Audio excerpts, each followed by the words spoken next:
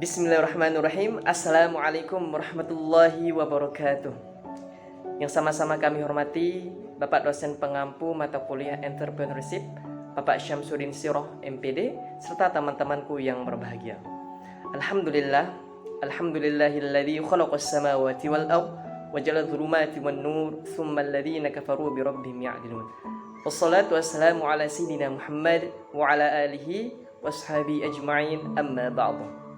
Hadirin yang berbahagia, izin dengan sangat hormat kami dari kelompok 14 akan mempresentasikan hasil review buku kami yang berjudul Entrepreneurship, Theory, Process, and Practice. Sebelum lebih dalam kita mengkaji tentang review dari buku Entrepreneurship, terlebih dahulu kita harus mengetahui identitas dari buku tersebut.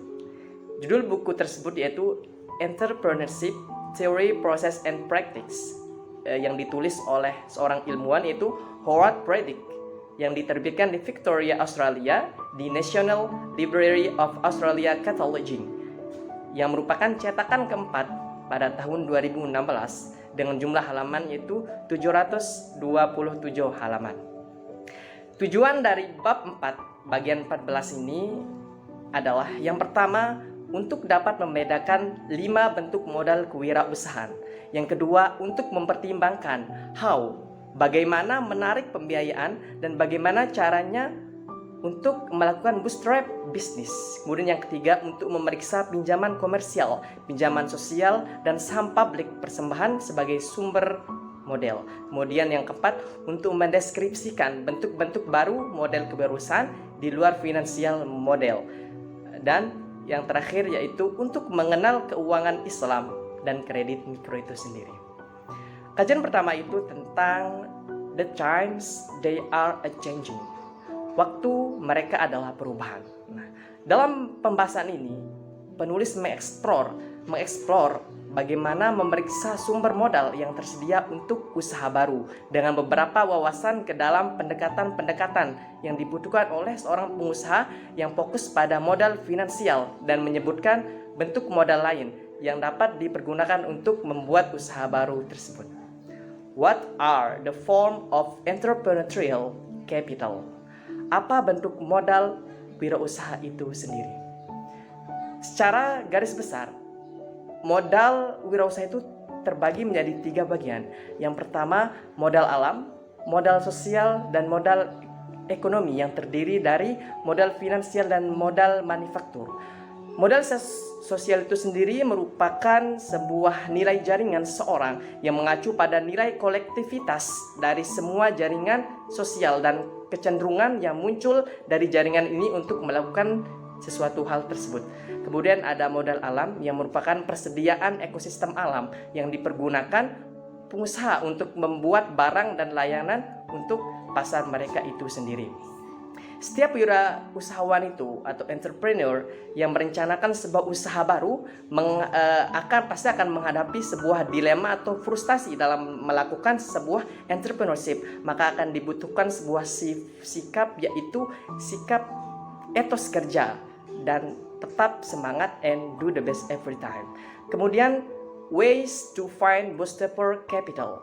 Cara mencari modal bootstrap itu. Di sini penulis membaginya menjadi 6 macam. Yang pertama yaitu tunjangan bangunan, build out olivages dari tuan tanah. Yang kedua, integrasi vertikal atau vertical integration. Yang ketiga, profesional yang terkait dengan bisnis. Yang keempat, kesatria putih atau white knights. Kemudian yang kelima, keahlian teknis atau profesional. Dan yang terakhir itu menjual lisensi atau hak pemasaran. Kemudian debt financing, yaitu pembiayaan hutang. Di sini ada 2 pinjaman, yaitu pinjaman jangka pendek dan pinjaman jangka panjang. Di sini pinjaman jangka pendek ini berkisar antara 1 tahun atau kurang, sedangkan pinjaman jangka panjang ini merupakan 1 sampai 5 tahun atau pinjaman jangka panjang yang jatuh tempo lebih dari 5 tahun itu sendiri. Kemudian other debt financing source, sumber pembiayaan hutang lainnya. Di sini penulis mengkaji bahwasanya bank bukan satu-satunya sumber pembiayaan hutang, tapi ada sumber-sumber lain yang meliputi yang pertama yaitu kredit perdagangan atau trade credit, yang merupakan kredit yang diberikan oleh pemasok yang menjual barang secara kredit. Kemudian yang kedua, pembiayaan piutang dengan dagang atau accounts receivable financing, yang merupakan pembiayaan jangka pendek yang melibatkan salah satu jaminan piutang itu sendiri. Kemudian ada anjak atau factoring yang merupakan penjualan piutang bisnis. Yang keempat ada pembelian sewa atau hire purchase, adalah skema pembayaran yang diperpanjang yang dilakukan oleh pengusaha itu sendiri.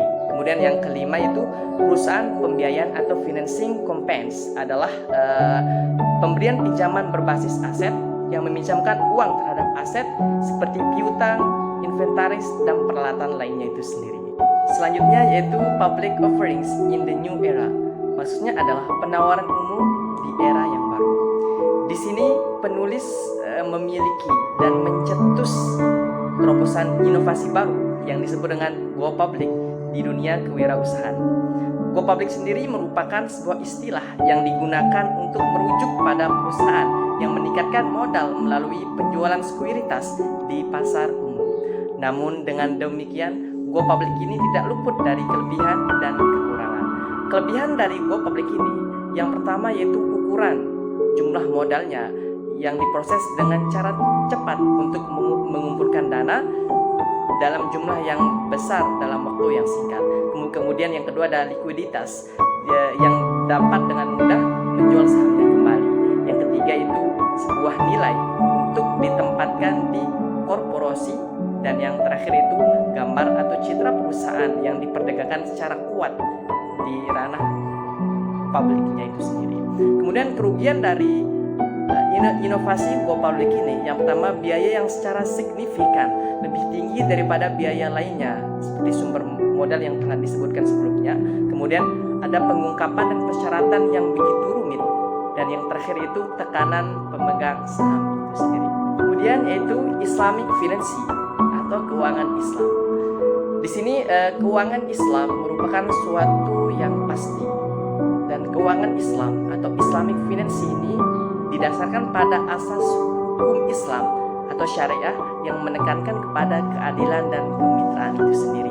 Nah, tidak seperti beberapa agama yang lain, di sini Islam mendorong setiap individunya untuk berjuang untuk mendapatkan imbalan uang dan keuntungan spiritual. Dan menurut penulis, pada saat ini pengusaha dan pedagang Islam itu beroperasi di semua sektor ekonomi modern in the new era itu sendiri. Dan di sini dalam dunia keuangan, kewirausahaan ini bersifat spekulasi atau di dalam Islam disebut dengan ghoror yang dilarang, seperti pemungutan biaya bunga atau riba. Diketahui juga bahwasanya Islam itu melarang perjualan atau perniagaan dalam mengkonsumsi atau produksi pemasaran daging babi, daging anjing, alkohol, narkoba, dan lain sebagainya. Di sini yang menjadi konsep sentral yang menyatukan semua ini adalah keadilan dan kemitraan itu sendiri. Nah, bagaimana dengan Islamic financing terminology atau terminologi keuangan Islam? Di sini penulis mengklasifikasinya menjadi beberapa instrumen. Yang pertama itu murabahah. Murabahah ini bisa kita artikan sebagai keuntungan, yaitu yang merupakan penjualan plus biaya. Kemudian yang kedua itu yaitu ijarah, yang berarti sewa menyewa. Kemudian yang ketiga itu ada musyarakah atau disebut dengan kemitraan, yang mirip dengan usaha modal di dunia barat. Kemudian ada bai al-inah, yaitu perjanjian jual beli kembali. Kemudian ada bai salam, itu perjualan yang didasarkan atas dasar perdamaian dan rela, suka sama suka. Dan kemudian yang terakhir itu ada sukuk atau obligasi Islam itu sendiri. Nah, di sini dari review buku yang kami sampaikan dari kelompok 14, di sini ada kelebihan dan kekurangan buku ini. Di sini yang menjadi kelebihan dari buku ini yaitu pembahasan yang sistematis, jelas dan kompleks, dan disertai dengan gambar-gambar seperti ada tabel, grafik dan lain sebagainya, sehingga pembaca dapat mudah untuk memahami buku tersebut. Sedangkan kekurangan yang dari buku ini yaitu adanya kata-kata atau kalimat yang diulang-ulang terus atau bertele-tele, sehingga dapat membingungkan pembaca itu sendiri. Sebagai closing statement saya menyampaikan bahwasanya never give up and do the best every time. Sekian, wabillahi taufiq wal hidayah. Wassalamualaikum warahmatullahi taala wabarakatuh.